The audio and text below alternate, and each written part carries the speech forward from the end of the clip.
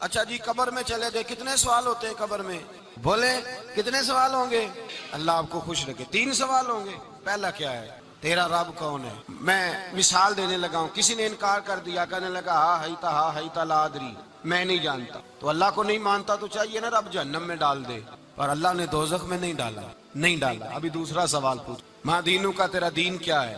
ہا ہیتا لا ادری، کافر ہے، منافق ہے، فاسق ہے، کہتا ہائے افسوس میں نہیں جانتا، چاہیے تھا نا دین نہیں جانتا دوزخ میں ڈالا جائے، لیکن اللہ ابھی دوزخ میں، ابھی جہنم کا گڑھا نہیں بنی۔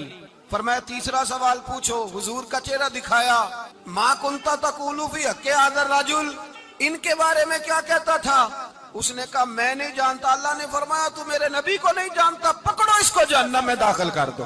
نہ اپنی ذات کے انکار پر دوزخ میں بھیجا، نہ دین کے انکار پر، کہا میرے مصطفیٰ کو نہیں مانتا، ڈالو اس کو جہنم کے اندر۔ تمام کتب حدیث، تمام بخاری سے لے کر طبرانی تک، تمام کتب حدیث میں اسی رنگ میں روایت ملے گی۔ قبر میں بندہ گیا، مومن ہے، مسلمان ہے، نمازی ہے، 10 حج کیے، 15 عمرے کیے، زکاتیں، صدقات، خیرات، عبادات، نفل، نماز، داڑھی، حج، عمرہ، بڑا کچھ۔ ہاں بھائی من ربو کا، اس نے کہا ربی اللہ، اللہ میرا، اس کو جنت کوئی نہیں ملی، ابھی جنت کی کھڑکی۔ دوسرا سوال پوچھو، ماں دینوں کا، تیرا دین کیا ہے؟ دینی الاسلام، میں اسلام کو مانتا ہوں، جنت مل گئی؟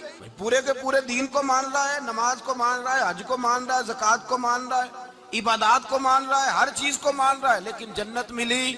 فرمایا تیسرا سوال پوچھو، حضور کا جلوہ والضحیٰ دکھایا۔ کچھ لوگ غلط ترجمہ کرتے ہیں، یہاں بھی کہتے ہیں پوچھا جائے گا یہ کون ہے، یہ لفظ نہیں ہے، ما کنت تقول فی حق هذا الرجل۔ اللہ فرمائے گا یہ بتا دنیا میں میرے نبی کو کیا کہا کرتا تھا، ان کے بارے میں تو دنیا میں کیا کہا کرتا تھا؟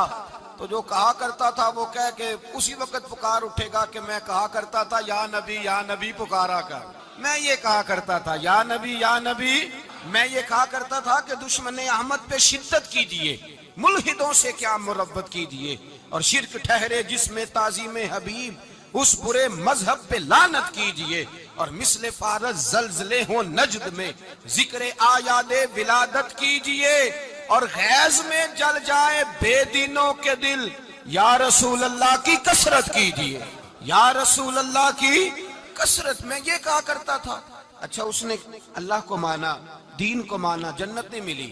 جب کہنے لگا نا ہوا محمد الرسول اللہ صلی اللہ علیہ وسلم، جب حضور کو پہچانا، حضور کو، نبی پاک کو پہچانا، تو فرمایا نہیں میرے یار کو جانتا ہے، اب کھول دو جنت کا دروازہ۔ تو بھائی مغز قرآن روح ایمان جانے دیں، ہست حب رحمت للعالم، حضور کی محبت اصل ہے۔ یہ رو کے اس قبر کے عذاب سے رب کی پناہ مانگ، اور اس کے لیے تیاری کر لو، یہ بڑا سخت۔ سعد بن معاذ رضی اللہ تعالیٰ عنہ کا جب جنازہ تھا، فرماتے ہم جا رہے تھے تو 5-6 قبریں تھیں، انہوں نے فرمایا کن کی قبریں؟ ہم نے عرض کی یا رسول اللہ صلی اللہ علیہ وسلم یہ کافروں کی قبریں۔ یہ نبی پاک علیہ السلام نے فرمایا جو مسلمان جمعے کے دن یا جمعے کی رات کو فوت ہو، حدیث کے راوی حضرت ابو ہریرہ رضی اللہ تعالی عنہ، حضور صلی اللہ تعالی علیہ وسلم نے فرمایا جو شخص بیماری سے فوت ہوا، جو بندہ سورہ ملک پڑھتا ہے، سنن ترمذی میں حضرت ابن عباس سے روایت ہے، حضور صلی اللہ علیہ وسلم کے ایک صحابی نے ایک جگہ خیمہ لگایا تو وہاں سورہ ملک پڑھنے کی آواز آتی۔ سورہ ملک اتنی شاندار صورت ہے کہ نبی پاک صلی اللہ علیہ وسلم نے فرمایا یہ قیامت کے دن اللہ کی بارگاہ میں ناز سے جھگڑا کرے گی اور کہے گی اے اللہ یہاں تو میرے پڑھنے والے کو جنت عطا فرما یا مجھے قرآن پاک سے علیحدہ کر دے۔ اب عذاب قبر جو ہے، قبر کے اندر جو انسان کا عذاب ہے تو وہ بھی عالم برزخ کا عذاب۔ میرے رسول کریم صلی اللہ تعالی علیہ وسلم نے نہ کچھ سے پناہ مانگی، خود رسول کریم علیہ الصلوۃ والسلام نے پناہ مانگی۔ حضور فرمانے لگے اے اللہ مجھے کوئی سے بخیلی سے پناہ عطا، اور حضور نے باقاعدہ پناہ مانگی کہ اے اللہ مجھے ارذل العمر ہونے پناہ میں رکھ، جب عمر اتنی زیادہ ہو جائے کہ خود کے حصے کام کرنا چھوڑ، اس سے پناہ مانگی۔ اور خود میرے نبی پاک علیہ السلام نے قبر کے عذاب سے پناہ مانگی۔ یہ تعلیم امت کے لیے کہ تم بھی پناہ مانگو عذاب قبر سے۔ قبر کا عذاب برحق ہے، قبر کے لیے تیاری کر کے رکھنا، اپنی قبر کو یاد رکھنا، مر جانے کو یاد رکھنا۔ سعد بن معاذ رضی اللہ تعالیٰ عنہ کا جب جنازہ تھا تو صحابہ کرام فرماتے ہیں نماز جنازہ کی امامت فرمائی تو قبر کے تیار ہونے کچھ دیر تھی، تو رسول کریم صلی اللہ علیہ وسلم زمین پر بیٹھ گئے اور ایک لکڑی سے حضور زمین کوریدنے لگے۔ ہم وہ انتظار تھے کہ اللہ کے رسول صلی اللہ علیہ وسلم سر مبارک اٹھائیں، ہمیں کو نصیحت کریں۔ فرماتے ہیں سر اقدس اٹھایا، حضور کی آنکھوں میں آنسو، رو کے حضور فرمانے لگے، رو کے اس قبر کے عذاب سے رب کی پناہ مانگ اور اس کے لیے تیاری کر لو، یہ بڑا سخت۔ رو کے حضور کے آج تو لوگ مذاق بناتے ہیں، کچھ فقیر صوفی درویش کہلانے والے بھی وہ کہتے ہیں جو مولوی بتا رہے ہیں نا قبر میں چو ہوں گے سانپ ہوں گے، یہ تو مولوی اپنی قبر بتا رہا ہے، ہمارا اس سے کیا لینا دینا ہے؟ خدا سے ڈریں۔ وہ چیزیں جو احادیث مبارکہ میں آ گئیں جس سے نبی پاک نے ہمیں ڈرایا، ہمیں سمجھایا، آپ اس تنبیہ کو، اس نصیحت کو آپ اس رنگ میں لیں گے کہ مذاق بنایا جائے گا دین کا، بجائے اس کے کہ اس سے ڈرا جائے۔ حضرت سیدنا براء بن عازب رضی اللہ تعالیٰ عنہ ارشاد فرماتے ہیں کہ میں نے نبی پاک صلی اللہ تعالیٰ علیہ وآلہ وسلم سے خود اس بات کو سنا ہے، خود رسول کریم صلی اللہ علیہ وسلم نے فرمایا۔ حضرت زید بن ثابت رضی اللہ تعالیٰ عنہ بھی اس بات کے راوی ہیں، فرماتے ہیں ہم جا رہے تھے تو 5-6 قبریں تھیں، انہوں نے فرمایا کن کی قبریں؟ ہم نے عرض کی یا رسول اللہ صلی اللہ علیہ وسلم یہ کافروں کی قبریں، یہ صحیح مسلم میں حدیث موجود ہے، کفار کی قبریں۔ تو اللہ کے رسول صلی اللہ علیہ وسلم فرمانے لگے، ذرا حدیث کے لفظوں پہ غور کرنا، حضور فرمانے لگے اگر مجھے ڈر نہ ہوتا کہ تم اپنے مردوں کو دفن کرنا چھوڑ دو گے، اگر مجھے اس بات کا ڈر نہ ہوتا کہ تم اپنے لوگوں کو، مرنے والوں کو قبروں میں دفن کرنا چھوڑ دو گے، اگر یہ مجھے ڈر نہ ہوتا تو میں سناتا کہ قبر کے اندر کس طرح عذاب، تمہیں دنیا میں رہ کے میں سناتا، پر ڈر ہے کہ کہیں تم اپنے مرنے والوں کو قبروں میں دفن کرنا چھوڑ ہی نہ دو، اس لیے میں تمہیں یہ بات نہیں بتاتا۔ اور میرے رسول کریم صلی اللہ تعالیٰ علیہ وآلہ وسلم نے پھر ارشاد فرمایا، اپنے غلاموں کی طرف نظر فرمائی، یہ بات کہہ کے کہ اگر مجھے ڈر نہ ہوتا کہ تم دفن کرنا چھوڑ دو گے تو تمہیں میں سنا دیتا کہ قبر میں کیا عذاب ہوتا ہے۔ پھر وہ صحابہ سے فرمایا چلو بھائی دوزخ کے عذاب سے اللہ کی پناہ، تو سب کہنے لگے ہم دوزخ کے عذاب سے اللہ کی، صحابہ نے کہا ہم دوزخ کے عذاب سے اللہ کی پناہ مانگتے ہیں۔ پھر نبی پاک صلی اللہ تعالیٰ علیہ وسلم نے ارشاد فرمایا تم سب کہو کہ ہم قبر کے عذاب سے اللہ کی پناہ، تو صحابہ نے کہا ہم قبر کے عذاب سے اللہ کی پناہ مانگتے ہیں۔ پھر میرے رسول پاک علیہ الصلوۃ والسلام نے فرمایا تم کہو، سارے یہ کہو کہ ہم ظاہری اور باطنی فتنوں سے اللہ کی پناہ مانگتے ہیں۔ تو صحابہ نے کہا کہ ہم ظاہری اور باطنی فتنوں سے اللہ کی پناہ مانگتے ہیں۔ پھر میرے محبوب علیہ السلام نے فرمایا تم کہو کہ ہم دجال کے فتنے سے اللہ کی پناہ مانگتے ہیں۔ تو صحابہ کرام نے کہا کہ اے اللہ ہم دجال کے فتنے سے تیری پناہ مانگ، تیری پناہ میں آتے ہیں۔ نبی پاک علیہ السلام نے یہ الفاظ کہہ کے یہ بات بتلا کے ہمیں سمجھا دیا، ہمیں قائل فرمایا محبوب۔ یاد رکھنا، اس بات کو اچھی طرح سمجھ لینا کہ اگر مجھے ڈر نہ ہوتا کہ تم اپنے مردوں کو دفن کرنا چھوڑ دو گے تو تمہیں بتلا دیتا کہ قبر میں کتنا سخت عذاب ہوتا۔ میرے عزیز کچھ لوگ ایسے ہیں جن سے عذاب قبر ہوگا ہی نہیں۔ میرے رسول کریم صلی اللہ تعالی علیہ وسلم نے ارشاد فرمایا کہ جو اللہ کے رستے میں شہید ہو گیا، سنن نسائی میں، اسے عذاب قبر نہیں ہوگا، بلکہ ایک حدیث میں تو فرمایا حساب کتاب ہی نہیں ہوگا، اللہ بغیر سوال جواب کے جنت عطا فرمائے۔ کچھ لوگوں کو نا لوگوں کی بخشش پہ بھی مسئلہ ہی بنتا ہے کہ کوئی بخشا نہ جائے۔ اور ایک صاحب کہہ رہے تھے یہ کیا معاملہ ہے کہ جمعے کو بندہ مر گیا یا فلانا ہو گیا تو اس سے حساب کتاب نہیں ہوگا، اتنے بڑے جرم لوگوں نے کی، اتنے پاپ، اور جمعے کو مر گیا تو بخشا جائے گا۔ تو میں نے کہا جرموں کا بھی اسے حساب اللہ لے لے گا، لیکن میاں حساب کتاب کی ڈیوٹی نہ اللہ کی ہے تو بہتر یہ ہے کہ اسی کے ہاتھ میں رہے، تو نہ اپنے ہاتھ میں لینے کی کوشش۔ سنن ترمذی کی حدیث، ہمیں پتہ نہیں کیا مصیبت ہے، ہمیں پتہ نہیں کیا مسئلہ ہے۔ ایک جنازے سے میں نکلا، آپ یقین کریں کبھی کبھی کلیجہ پھٹ جاتا ہے۔ میں ایک جنازے سے نکلا تو میرے ساتھ ایک بندہ جنازہ پڑھ کے نکلا تو کہنے لگا جی پیر صاحب دیکھیں آج کی دنیا آئی ہے، حالانکہ یہ بندہ اس طرح کا تھا، اس طرح کا تھا، اس طرح کا تھا۔ میں نے اسے کہا یار تجھے فکر ہی لگ گیا کہیں جنت میں چلا ہی نہ جائے، تو اس طرح کرنا جنت کے دروازے کے سامنے کھڑے ہو جانا ڈنڈا لے کے کہ میں نے نہیں جانے دیں۔ شرم آنی چاہیے ہمیں۔ اللہ فرماتے ہیں جنت اتنی چوڑی ہے جتنے زمین و آسمان، اس چوڑائی زمین اور آسمان کے برابر ہے، تو ہم تو اپنے علاوہ کسی کو جانے نہیں دینا چاہتے جنت میں۔ اور بس کریں، جنت خدا کا فضل ہے، اور اللہ فرماتے ہیں میرا فضل میں جسے چاہتا ہوں عطا کرتا ہوں۔ یہ سنن ترمذی کی حدیث، اور اس کے راوی حضرت عبداللہ ابن عمر رضی اللہ تعالیٰ عنہ، نبی پاک علیہ السلام نے فرمایا جو مسلمان جمعے کے دن یا جمعے کی رات کو فوت ہو اس کو اللہ تعالیٰ قبر کی آزمائش سے محفوظ رکھتا ہے. جو جمعے کی رات فوت ہو جائے یا جمعے والے یعنی جمعے رات اور جمعے کی درمیانی رات چلا جائے یا جمعے والے تو اللہ اسے عذاب قبر سے. تو میرے عزیز جو بندہ شہید ہو اس سے عذاب قبر نہیں ہوتا. جو آدمی جمعے کے دن یا جمعے کی رات چلا جائے اسے بھی عذاب قبر نہیں ہوتا.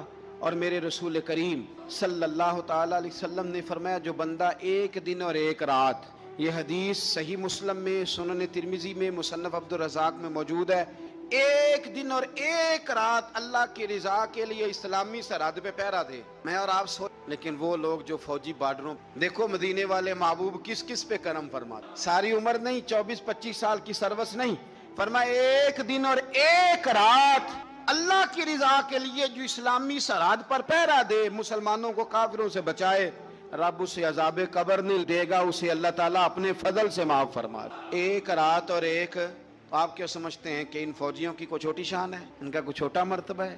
ایک دن اور ایک رات اگر یہ پہرا دیں تو اللہ انہیں اتنا انعام عطا کرتا ہے.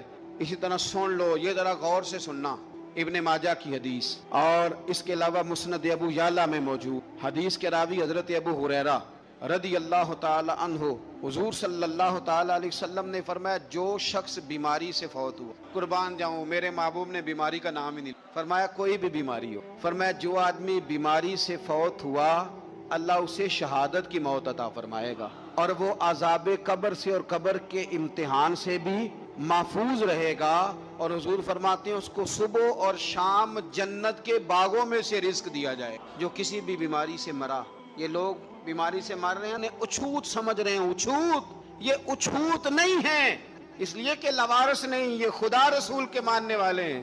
تم انہیں اچھوت کہہ رہے ہو اور مدینے والے رسول انہیں شہید فرما رہے ہیں. حضور نے فرمایا جو بیماری سے مرے شہید ہے، وہ قبر کے عذاب سے محفوظ رہے گا اور جنت کے باغوں میں سے اللہ رزق دے گا. لوگ کہتے ہیں دیکھو جی بڑا تانگ ہو کے دنیا سے، تو اس بندے کو بھی عذاب قبر نہیں ہوتا. اسی طرح جو بندہ سورہ ملک پڑھتا ہے، سنن ترمذی میں حضرت ابن عباس سے روایت ہے، حضور صلی اللہ علیہ وسلم کے ایک صحابی نے ایک جگہ خیمہ لگایا تو وہاں سورہ ملک پڑھنے کی آواز آتی، کوئی بندہ پڑھنے والا نظر نہیں آتا. تو حضور کی بارگاہ میں عرض کیا تو فرمایا وہاں قبر تھی اور قبر کے اندر بیٹھ کے میرا صحابی سورہ ملک کی تلاوت. اگر ہمیں خسرہ نمبر یاد ہو جاتا ہے نا اپنی جگہ کا، اور ہمیں پتہ ہوتا ہے کہ میرے والا حصہ کتنے کروڑ کا ہے، اگر ساری کہانیاں ہمیں یاد ہوتی ہیں تو سورہ ملک بھی ہمیں یاد ہو سکتی ہے. موبائل پہ اس کو ریکارڈ کر لیں، اس کو سنیں کبھی بھی سورہ ملک میں. اور ہمارے سلسلہ عالیہ میں تو سورہ ملک وظیفہ ہے. ہمارے الوظیفۃ الکریمہ میں اعلیٰ حضرت نے لکھا ہے کہ رات کو سورہ ملک اور سورہ یاسین کے بغیر سونا نہیں. سورہ ملک اتنی شاندار سورت ہے کہ نبی پاک صلی اللہ علیہ وسلم نے فرمایا یہ قیامت کے دن اللہ کی بارگاہ میں ناز سے جھگڑا کرے گی اور کہے گی اے اللہ یہاں تو میرے پڑھنے والے کو جنت عطا فرما یا مجھے قرآن پاک سے علیحدہ کر. میرے رسول کریم علیہ السلام نے مومن کی قبر کا حال بھی سنن ترمذی میں، صحیح ابن حبان میں حضرت ابو ہریرہ رضی اللہ تعالیٰ عنہ بیان کرتے ہیں، حضور صلی اللہ علیہ وسلم نے فرمایا جب میت کو قبر میں رکھا جاتا ہے تو کے پاس سیاہ رنگ والے اور نیلی آنکھوں والے دو اور اس کو اٹھا کے بٹھاتے ہیں. باقی حدیثوں میں 3 ہی سوال ہیں، لیکن اس حدیث نے فرمایا انہوں نے بس میرے بارے میں صرف یہ پوچھنا ہے بتا مدینے والے محبوب کے بارے میں دنیا میں کیا کہا کر. تو اعلیٰ حضرت بریلوی تو کہتے ہیں میں نے تو کہہ دینا ہے سرور کہوں کہ مالک و مولا کہوں، باغ خلیل کا گل زیبا کہوں تجھے، تیرے تو وصف عید تناہی سے ہیں بری، حیران ہوں میرے شاہ میں کیا کیا کہوں تجھے. لیکن رضا نے ختم سخن اس پہ کر دیا، خالق کا بندہ خلق کا آقا کہوں. اور پیر میر علی شاہ صاحب کہتے ہیں میں نے وہاں یہ کہنا ہے کہ مکھ چند بدر شاہ شانی تے متھ چمک دی لاٹ نورانی، کالی سلف تے اکھ مستانی ہے، مخمور اکھی ہیں مد بھریاں. سبحان اللہ. ماں اجمالا کا ماں اکمالا کا ماں اکسانا کا تے کتھے میرے علی کتھے تیری ثنا، مشتاق اکھیں کتھے جاڑی. تو نبی پاک علیہ السلام فرماتے ہیں میرے بارے میں پوچھیں گے، میرے بارے میں. ویسے بھی ایک سوال لازمی ہوتا ہے نا، یہ والا سوال لازمی، من ربو کا پوچھ کے نا تو جنت جہنم کا فیصلہ نہیں، ماں دینو کا پوچھ کے جنت جہنم کا فیصلہ. ہاں بات اگر ختم ہونی ہے تو مدینے والے کے سوال پہ، اس لیے کھل کے نعتیں پڑھا کرو، راج کے درود پڑھا کرو. یہ بات یاد رکھیں، یہ فیصلہ حضور کی ذات پہ ختم ہونا ہے.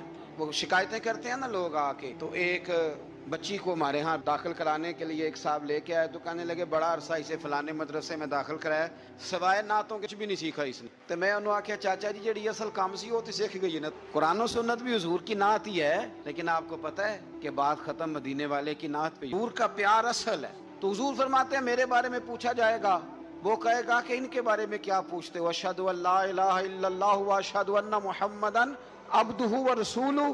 تو فرماتے ہیں پھر اسے نا ایک طرف کھڑکی کھولی جائے گی تو جہنم کا دروازہ دکھایا جائے گا اور اسے کہا جائے گا اگر تو سوالوں کے صحیح جواب نہ دیتا تو دوزخ میں جا, لیکن اب تو نے صحیح جواب دیے ہیں. تو حضور فرماتے ہیں ان کی قبر 70 گز چوڑی اور 70 گز لمبی کر دی جائے. مسجد میں اے سی والے حال میں جگہ مل جائے تو بندہ بڑا سکھی رہتا ہے, اور صبح جائے بینک اور پہلی لائن میں موقع مل جائے تو بندہ بڑا سکھی رہتا ہے کہ میرا جاتے ہی کام ہو گیا. او خدا کے بندے, قبر بندے کی قبر, مکان اچھی سوسائٹی میں اچھا خستہ اور سستا مل جائے تو بندہ کہتا ہے کہ سودا بڑا واردہ لب گیا, بھائی بڑا کمال ہو گیا, مزہ نہیں آ گیا. قبر 70 گز لمبی اور 70 گز چوڑی. اور یہ ترمذی شریف پڑھ رہا ہوں, بڑی مزیدار حدیث. نبی پاک صلی اللہ علیہ وسلم فرمانے لگے پھر اس کی قبر کو نور سے بھر دیا جائے گا. حضور کو پہچان گیا نا, قبر نور سے بھر دی گئی اور جب 70 گز لمبی کر دی گئی تو بڑے پیارے لفظ ہیں. حضور فرماتے ہیں وہ بندہ پھر فرشتوں سے ایک بات کہے گا, عربی میں بھی ہے اردو میں بھی ہے, وہ میرا دل کرتا ہے پنجابی میں. وہ نا فرشتوں سے وہ بندہ کہتا ہے جب قبر ہو گئی نا 70 گز لمبی 70 گز چوڑی اور نور سے بھر گئی, قربان جائیں. حضور فرماتے ہیں مردہ وہ جو قبر میں پہنچا ہے جب اس کی قبر کو شان ملا تو فرشتوں سے پتہ کیا کہتا ہے, کہتا ہے میں گھر نہ دسا ہوا جا کے, یہ ذرا گھر نہ بتاؤں دوڑ کے, یہ ذرا میں اپنے گھر بتاؤں بھاگ کے کہ اللہ نے بڑی خیر کر دی. اپنی اماں نو دسا, میں بچوں کو بتا کے آؤں کہ موج بن گئی ہے, میں بتاؤں اپنی بیوی کو, بتاؤں اپنے بہن بھائیوں کو, میں گھر نہ دسا ہوا. قربان جائیں میرے رسول کریم فرماتے ہیں فرشتے اس سے کہتے ہیں نہیں تو کسی کو نہ بتا نہ تو اس طرح سو جا جس طرح پہلی رات کی دلہن سویا کر. وہ بڑے چاؤں میں, وہ بڑے پریم میں, نئی زندگی کا آغاز ہوتا ہے تو سوتی ہے. اور فرشتے کہتے ہیں اب تجھے وہی آ کے جگائے گا جو تیرے اہل میں تجھے سب سے زیادہ محبوب, جو تجھے سب سے زیادہ محبوب ہوگا. میرا تو ایمان ہے کہ ہمیں تو قبر سے آ کے جگائیں گے بھی مدینے والے, کہیں گے آؤ غلاموں چلیں, آؤ غلاموں. اور وہ کشمیر کے رومی وقت نے میاں صاحب نے کہا تھا بعد مرن دے قبر میرے اپیرا جے کر پامے پھیرا. آپ حسن دیکھیں کلام کا اور انداز دیکھیں, بعد مرن دے قبر میری تے میرے اپیرا جے کر پامے پھیرا. تے قبر دے جو ہڈیاں اٹھ کے مجرا کر سن تیرا. ایک دفعہ آ تو میں لوگوں کو وجد کر کے دکھاؤں, دیکھو نا وہ آ جائے ہیں, وہ آئے ہیں میرے مزار پہ. آج دیکھو ذرا رنگ تو دیکھو کس طرح نرالا اور انوکھا ہو گیا. وہ خود آئے ہیں. مومن کی قبر جنت کا باغ بنے, اسے نوازا جائے گا, اسے دیا جائے گا, اسے عطا کیا جائے گا. ملا جامی نے اس کو لکھا ہے, ملا عبد الرحمان جامی کہتے ہیں سیدہ فاطمہ الزہرا کے پاس امام حسن اور حسین جب بھی جاتے تھے نا, بی بی صاحبہ یہ آیت پڑھ کے سناتی تھی. یہ آیت بی بی صاحبہ سناتی تھی کہ بیٹے نماز قائم رکھنی ہے, بھلائی کا حکم دینا ہے, برائی سے روکنا ہے, اور اس رستے میں جو مصیبت آئے گی اس پہ, اور ان ذالک من عزم الامور, بیٹے یہ معمولی کام نہیں, یہ بڑے عزم والے کام, یہ بڑے حوصلے والے. ماں جب ان لفظوں میں تربیت کرے, ماں جب کہے, دیکھا نا میرے بھائی, ماں جب سچ کا درس دیتی ہے تو بچہ سچ ہی بولتا ہے. اور اگر اماں کہے کہ بیٹے میں بات کرنے لگی ہوں تیری دادی کو نہ پتا چلے, یہ پپی کے سامنے نہیں کرنی, بلکہ کئی دفعہ اماں کہے ابا آئے نا رات کو تو اس کو نہیں بتانا, اور پھر اماں ٹھیک 15 منٹ کے بعد کہ بیٹا ہمیشہ سچ ہی بولنا, تو سچ بولے گا. کیوں بولے؟ کیونکہ اس لیے کہ اماں نے اسے پہلے بتا دیا ہے کہ سچ یہ بات کرنی نہیں کسی سے, میں کر رہی ہوں پر تو نے کسی سے نہیں کرنی. تو آپ نے 3 لیکچر تو اس کو جھوٹ کے دے دیے. اب اگر آپ اسے کہیں سچ بول تو وہ بولے گا. آپ نے خود کہا کہ بیٹے یہ ٹیلی فون اٹھا, اس بندے کے پیسے دینے, اس فون سن, اس کو کہنا کہ میرے ابا جی فون گھر میں بھول گئے. پھر دروازے پہ دستک ہوئی, آپ اندر بیٹھے تھے, بچے سے کہا کہ جا کے باہر کہہ دو کہ ابا جی گھر میں موجود ہے. پھر آپ نے ٹھیک 1 گھنٹے کے بعد اس کو سچ کا لیکچر دینا شروع کر دیا, بولے گا سچ.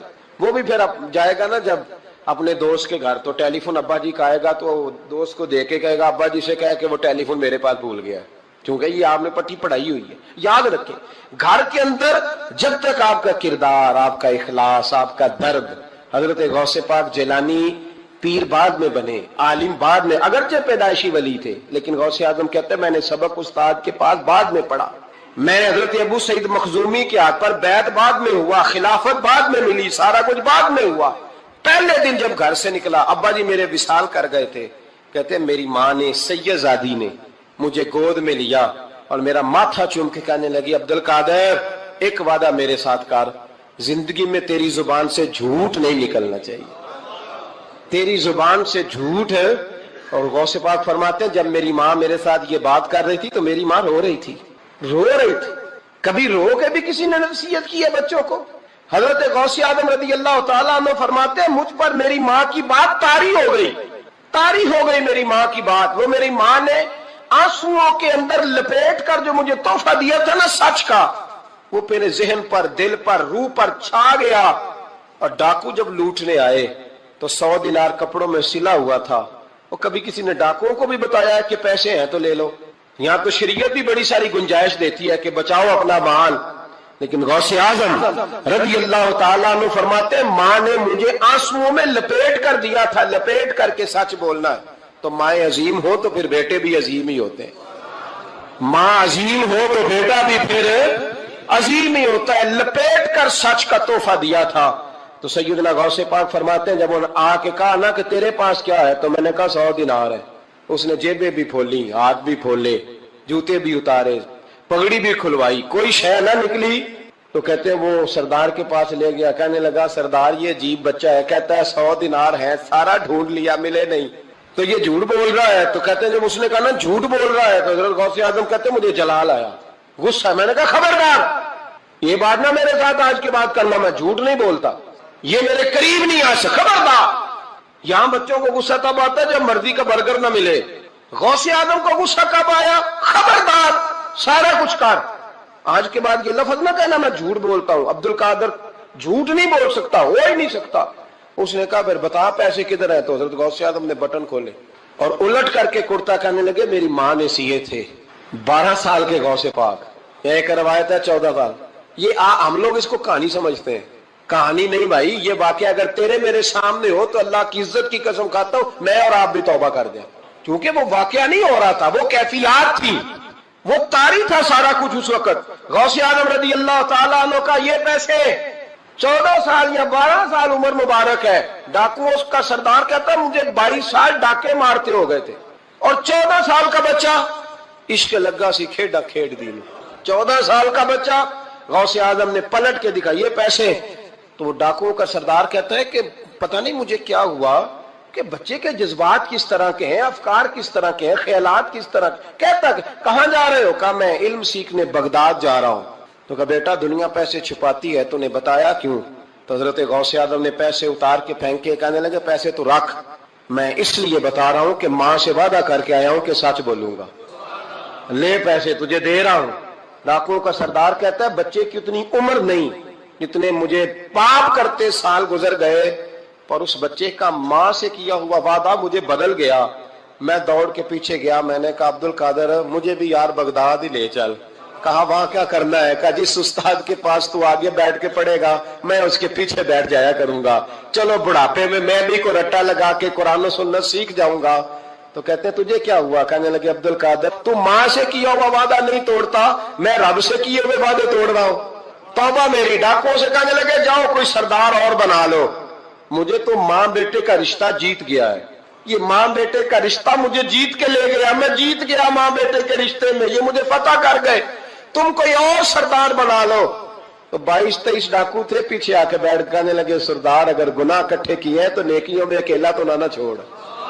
ओ भाई मां बेटे का रिश्ता और मां बेटे की तरबियत, तो 14 साल का बच्चा तौबा करा जाता है। पर मुसीबत ये है कि हम वो माएँ तैयार करने में कामयाब नहीं हो सके, लेकिन हमने सदा नाकाम नहीं रहना, माएँ तैयार करनी है। माएँ तैयार ये वाला मुतालबा ना बीवी से करते हैं कि मेरी बीवी फटाफट सही हो जाए, बेटी से करें ये मुतालबा, बहन पर करें ये मेहनत। ये वाली मेरे हजरत खुनसा रदी अल्लाह ताला अन्हा, जनाब खुनसा हुजूर की एक सहाबिया है, इन्होंने बाद में कलमा पढ़ा। दौरे जालियत में इनका एक भाई कत्ल हो गया था, इन्होंने अपने भाई के जाने पर, कत्ल होने पर एक मरसिया कहा था। वो मरसिया इतना मशहूर था कि जहां भी पढ़ा जाता लोग अपना कोई जाने वाला याद करके रोने लग जा। हमारे यहाँ तो अब नाथ खानों ने रिवाज बनाया ना, जिसके घर में कोई फौतगी होती है उसे और ज्यादा रुलाते हैं। मियाँ साहब तो शेर लिख गए थे, कोई ये तो नहीं उन्होंने कहा था कि सारे कुलाते ही पड़े अजय, انہوں نے تو شعر لکھا تھا نا, باپ مرے تے سر ننگا ہوندا تے بھائی مرن تے کنڈ خالی تے ماما بعد محمد بخشا کون کرے رکھوالی. اب اس کو پتا ہے اس پہ روئیں گے بھی زیادہ, نوٹ بھی زیادہ دیں گے, تو ہر جگہ جا کے نا بات یہی چھیڑ دیتا ہے. اب وہ بیچارے بچے پہلے سے زیادہ روتے ہیں, تڑپتے ہیں. حالانکہ حکم یہ تھا کہ جب کسی جاؤ نا فوتگی پہ تو ان کو رلانا نہیں بلکہ ان کو حوصلہ دینا ہے. نعت خانوں کی بات ہوئی ہے تو آپ نے بڑا غور سے دیکھا ہے میری طرف, میں اور آپ بھی ایسے ہی کرتے ہیں.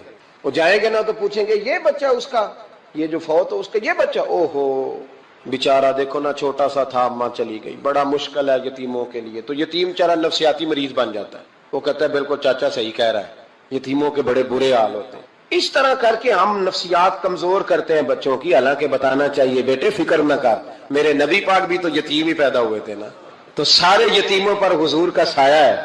بجائے حوصلے دینے کے ہم اور کمزور کرتے ہیں, اور زیادہ کمزور کرتے ہیں, اور زیادہ لوگوں کو تکلیف دیتے ہیں. تو قصیدہ جناب خنسا رضی اللہ تعالیٰ عنہ کا بڑا مشہور تھا, عربی قصیدہ لکھا تھا انہوں نے. کسی کے ہاں بھی کوئی انتقال کر جاتا تو ان کا وہ عربی قصیدہ پڑھا جاتا, اور جب وہ قصیدہ پڑھا جاتا تو لوگ دھاڑے مار مار کے روتے, دھاڑے مار مار. حالانکہ رونا رلانا اتنا اہم کام نہیں جتنا کسی کے دل کو تسلی دے دینا اہم کام ہے. اتنا کسی کی اشک شوئی, آنسو نکالنا تو جرم ہے, آنسو پوچھنا ثواب ہے. یہاں لوگ رلانے کی ڈیوٹی کرتے ہیں, آنسو پوچھنے کی ڈیوٹی نہیں کرتے. حضرت جناب سیدنا خنسا رضی اللہ تعالیٰ عنہ, آپ کا وہ قصیدہ پڑھا جاتا, لوگ دھاڑے مار مار کے روتے. یہ وہی خنسا تھی کہ جنگ احد سے کچھ مہینے پہلے کلمہ پڑھ کے مسلمان ہو گئی. یہ وہ بی بی مشہور شاعرہ جن کا قصیدہ رونے رلانے کے لیے پڑھا جاتا ہے. ان کے 4 بیٹے جوان تھے.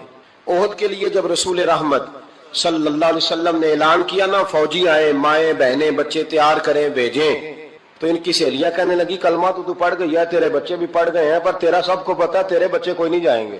اس لیے کہ ایک بھائی کے جانے پر تو نے قصیدہ لکھا ہے تو آج تک پڑھا جا رہا ہے, تو 4 بچے کیسے تیرا نہیں جاتا. جناب خنسا چوپ ہے. جب جنگ احد کے لیے سپاہی اور مجاہد نکلنے لگے تو 4 بیٹے لے کے چوک میں آ گئی.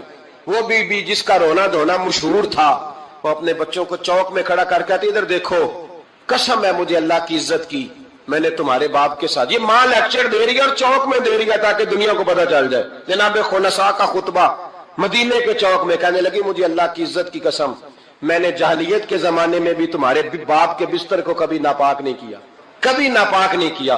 میں نے طیب اور طاہر بچے پیدا کیے, اور میں نے تمہیں اپنے سینے سے اپنے وجود کی خوراک تمہیں دی, دودھ پلایا. میرے بچوں, سارا زمانہ جانتا ہے کہ میں کسی کی جدائی نہیں سہ سکتی. میرا بھائی گیا تھا تو میرا قصیدہ ضرب المثل بن گیا, دنیا پڑھتی ہے. پر اب سنو, اب میں مسلمان ہوں, اب میں رسول پاک کا کلمہ پڑھتی ہوں. یاد رکھنا, جب میدان میں تیر چلے نا اور تلواریں چمکے اور نیزے برسے تو سب سے پہلے زخم میرے بچوں کو آنے چاہیے. بچوں کی تربیت ماں کر رہی ہے, پہلا زخم تمہیں لگے. اور پھر کہنے لگی اگر میرا دودھ پیا نا تو پھر یاد رکھنا کوئی ایک تیر بھی تمہاری پشت پہ نہیں ہونا چاہیے. جتنے بھی کھانا سینے پہ کھا کے آنا. کوئی مجھے یہ نہ کہے تیرے بچے بھاگ گئے تھے اور پشت پہ انہوں نے تلواریں کھائی اور زخم کھائے, اور لوگ خبردار سینے پہ تیر کھانا, خبردار جرأت کا مظاہرہ کرنا. یہ خطبہ دے کے جناب خنسا اندر چلی گئی. لوگ کہتے ہیں حیران رہ گئے. مزے کی بات یہ تھی, پھر بھی بیبیاں کہنے لگی خطبہ تو دے دیا ہے, دعا کرو اس کا کوئی بچہ شہید نہ ہو جائے.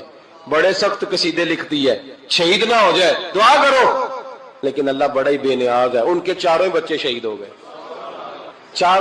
18 زخم تھے بچوں کے پر, تھے سارے سینے پہ. 18 گھاؤ تھے تلواروں کے پر, سارے سینے پہ. میرے محبوب احد سے واپس آئے. او بھائی, 4 بیٹے جس ماں کے چلے جائیں, اس ماں کو تسلی کون دے. جناب خنسا آ کے کھڑی ہوئی تو صحابہ کہتے ہیں ہمارا خیال تھا کوئی درد والا شعر پڑے گی, رلا دے گی دنیا کو, لیکن میرے حبیب پاک نظر اٹھائی. کا خنسا تجھے پتا ہوگا تیرے 4 بیٹے شہید ہو گئے. کہنے لگی حضور یہی تو دکھ ہے. جب کہا نا یہی دکھ ہے تو کان کھڑے ہو گئے لوگوں. حضور یہی تو دکھ ہے, یہی تو پریشانی ہے. محبوب نے فرمایا کیا پریشانی ہے. کہنے لگی حضور یہی تو پریشانی ہے, میرے 4 تھے, دل کرتا ہے میرے 14 ہوتے. حضور یہی تو دکھ ہے, 4 تھے, دل کرتا ہے 400 ہوتا. 4 کروں تیرے نام پہ جان فدا, نہ بس ایک جان 2 جہاں فدا. سونیا میرا 2 جہاں سے بھی نہیں جی بھرا, میں کروں کیا کروڑوں جہاں نہیں کا حضور 4 تھے. اور پھر مسجد نبی آج بھی اس ماں کی جرت کی گواہ ہے کہ ماں پوچھنے لگی سونیا میں یہ نہیں پوچھنے آئی کہ میرا کوئی بچہ ہے کہ نہیں, یہ پوچھنے آئی ہوں کہ میرے بیٹوں نے کوئی پشت پہ زخم تو نہیں کھایا. حضور کوئی پشت پہ زخم تو نہیں کھایا میرے بچوں نے, کوئی پشت پہ زخم. تو رسول پاک نے فرمایا خنسا تیری جرت کو اللہ قبول فرمائے, تیرے بچوں نے جتنے بھی زخم کھائے ہیں سینوں پہ کھائے. میں نے کہا مائیں عظیم ہو تو بچے بھی عظیم ہوتے ہیں, اور اگر ماں کسی کے سائے کا اندھیرا دیکھ کے ڈر جائے تو بچوں میں جرت کیسے آئے گی؟ بچے کربلا کے میدان میں کیسے جائیں گے؟ بچے کس طرح میدانوں میں کئی دفعہ کہہ چکا ہوں لیکن پھر آج میرا دل کرتا ہے پھر بات کروں. حضرت عبداللہ بن زبیر حضرت ابو بکر صدیق کے نواسے ہیں, نبی پاک صلی اللہ علیہ وسلم کی پھپھی کے پوتے جناب زبیر بن عوام اشرم بشرہ صحابی, ان کے بیٹے حضرت اسماء جناب صدیق اکبر کی بڑی بیٹی کے بیٹے جناب عبداللہ بن زبیر امام حسین کے بعد نکل آئے میدان میں نکلے جناب عبداللہ بن زبیر. حجاج بن یوسف مقابلے میں بھیجا گیا. اللہ کی قدرت کے اگرچہ پہلے جب لڑائیاں ہوئی تو یہ کامیاب ہوئے ہر میدان میں, بڑے بہادر تھے. مکے اور مدینے کے لوگوں نے ان کے ہاتھ پر بیعت بھی کر لی, انہیں خلیفہ بھی مان لیا. لیکن حجاج بن یوسف جب آیا تو وہ تگڑی فوج لے کے آیا. کچھ ان کے ساتھی شہید ہو گئے, کچھ پسپا ہو گئے. حضرت اسماء اس وقت 100 سال کی بوڑھی تھی, 100 سال کی ماں, ہاتھ کامتے ہیں, راشا ہے, آنکھوں سے نظر آنا بند ہو گیا. جناب عبداللہ بن زبیر ماں کے پاس دوڑے آئے, کہا ماں میں اکیلا میدان میں رہ گیا ہوں, چند ساتھی ہیں, زیادہ دیر لڑ نہیں سکتے, تیرے بڑھاپے کی بڑی فکر ہے. اماں تو کیسے میرا صدمہ برداشت کرے گی؟ ماں مجھے بتا جہاد میں رہوں یا تیری خدمت کے لیے آ جاؤں؟ تو ماں کہنے لگی عبداللہ تو میری فکر نہ کر, پہلے یہ بتا تو حق پہ ہے کہ نہیں. ماں کا جملہ کہتے رانائی اور ولولہ اور جہاد کا جذبہ لکھا, پہلے بتا سچا ہے کہ جھوٹا.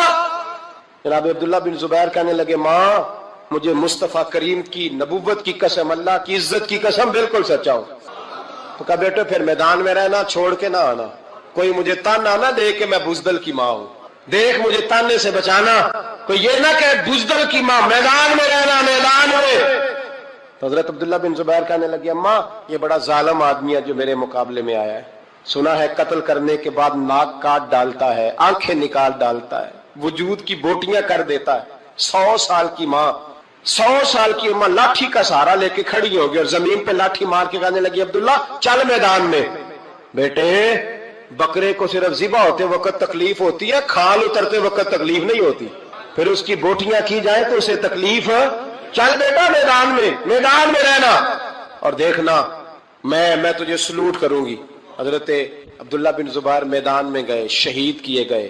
مکہ المکرمہ کے چوک میں جنت المعلا جہاں آج قبرستان ہے اس کے چوک میں آپ کی لاش کو لٹکایا گیا. میں پہلے بھی بات کر چکا ہوں, آج عنوان آ گیا تو اشارہ کرنا ہے. ایک دن حضرت اسماء گزری, 14 دن ہو گئے لٹکے ہوئے, تو ایک شخص ان کے کان میں کہنے لگا اماں ابھی تک تیرا بچہ لٹکا ہے, حجاج نے دفن نہیں ہونے دیا. تو جناب اسماء نے پیچھے آواز دی اور اس زور سے بول کے کہنے لگی لٹکا رہنے دو, یہ بچپن سے ہی گھوڑ سواری کا بڑا شوقین ہے, بچپن سے ہی گھوڑوں پہ رہتا تھا. شاہ سوار گھوڑوں پہ رہتے ہیں, شاہ سوار زمین پہ نہیں ہوتے, گھوڑوں پہ ہوتے. لٹکا بچپن سے ہی بڑا گھوڑ سوار تھا, بڑا شوقین تھا, کوئی حرج نہیں. 14 دن لٹکے رہے لیکن لاج سے بدبو نہیں آئی, دور دور تک خوشبوئیں پھیلی ہوئی تھی. لوگوں نے کہا اسماء تیرے بیٹے کے وجود سے خوشبو بڑی آتی ہے. کہنے لگی جب پیدا ہوا تھا نا پہلے دن اس کے نانا ابو بکر صدیق اٹھا کے مصطفیٰ کی بارگاہ میں لے گئے تھے, نبی پاک نے کھجور چبا کے گٹی دی تھی میرے بیٹے کو. کہنے لگی اس کے وجود سے بدبو آ سکتی ہے جس کو پہلی خوراک محمد عربی کا لعاب دہن دیا گیا ہو, اس کے وجود سے بدبو ہے, لعاب دہن شامل ہے, اس کی تو نسلوں سے بھی خوشبو آتی رہے گی. تو مائیں جب عظیم ہوتی تھی تو بیٹے بھی. حضرت وہب ابن منبے کے پاس مزدور آ گئے, مزدور, ہم سارے بڑے پریشان, اور جب جا کے اماں کو دکھ سناتے اماں تھوڑی اور رو پڑتی ہے, حالات اور خراب ہو جاتے, زیادہ خراب ہو جاتے. حضرت سیدنا وہب ابن منبے مزدور آ کے کہنے لگے ہماری بھی کوئی زندگی ہے, ہمیں یہ پہاڑ کاٹنے پڑتے ہیں. تو فرمانے لگے آؤ تمہیں بنی اسرائیل کی بات نہ سناؤں, تمہارا حوصلہ بڑھ جائے گا. کہا سنائیے. کہنے لگے بنی اسرائیل کی ایک ماں کے 7 بیٹے تھے, بادشاہ نے کہا خنزیر کھانا پڑے گا, جو بچہ یورپ بھی جائے نا اسے بھی تلقین کر کے بھیجو کہ بیٹے حرام حلال کا خیال رکھنا ہے, اس لیے کہ نبی پاک علیہ السلام نے فرمایا جو گوشت حرام سے پلے گا وہ جنت میں نہیں جائے گا. تو کسی کا دل کرتا ہے اس کا بیٹا جہنم میں جائے. کہا خنزیر کھانا ہے خنزیر. یہاں لوگ مسئلہ پوچھتے ہیں فون کر کے کہ صاحب مجبوری ہے. اب ہم نے یہاں یورپ میں آ کے سٹور بنایا تو شراب تو رکھنی پڑے گی. تو میں کہتا ہوں واپس آ جاؤ اچار سے روٹی کھانا. شراب بیچنے کی مجبوری میں بھی اجازت نہیں. مجبوری میں بھی شراب کا دھندا کرنے کی اجازت. آ جاؤ اچار ڈال لو. میری اماں تو کہا کرتی تھی کہ گرمیوں میں اچار ڈال لو اور بڑولے میں گندم ڈال لو پھر خیر صلی اللہ سارے سال کی. تو آؤ اچار ڈالو گندم ڈالو گزارا صحیح ہوگا کوئی حرج نہیں. لیکن شراب بیچنے کی مجبوری میں بھی اجازت. بول کے بتائیں بول کے گواہی دے. شراب بیچنے کی مجبوری میں بھی اجازت ہے. بالکل اجازت نہیں قطعاً اجازت نہیں. تو وہاں ابن منبہ کہنے لگے کہ ماں کو کہا گیا کہ خنزیر کا گوشت تیرے بچے نہیں کھاتے تو فساد برپا ہوتا ہے ملک کے اندر. بادشاہ کافر تھا تو خنزیر کھانا پڑے گا. تو ماں کہنے لگی یہ نہیں کھائیں گے. تو بادشاہ نے ماں کی آنکھوں کے سامنے بڑا بیٹا قتل کیا پھر چھوٹا قتل کیا. وہاں بھی ابن منبہ کہتے ہیں بنی اسرائیل کی اس بی بی کے سامنے 6 بیٹے قتل ہوئے. 6 بیٹے صرف کس بات پر کہ خنزیر کا گوشت کھانا ہے. تو ماں نے کہا نہیں میں اپنے بچوں کو حرام کھانے کی اجازت. حالانکہ شرعی مسئلہ ہے جان بچانے کے لیے گنجائش ہے لیکن جو ڈٹ جائے گا وہ بڑا شہید ہوگا. اس کا درجہ پھر بڑا ہوگا. 7ویں بیٹے کی باری آئی تو ماں کی آنکھوں میں آنسو ٹپکے. 6 بیٹے قتل ہوئے تو اماں روئی بھی نہیں. وہاں بھی ابن منبہ کہتے ہیں بادشاہ کہنے لگا کہ اب نرم ہو گئی ہے. 6 بیٹے اکٹھے قتل ہو گئے. کہنے لگا اس کو سائڈ پہ جا کے سمجھا لے ہے بھی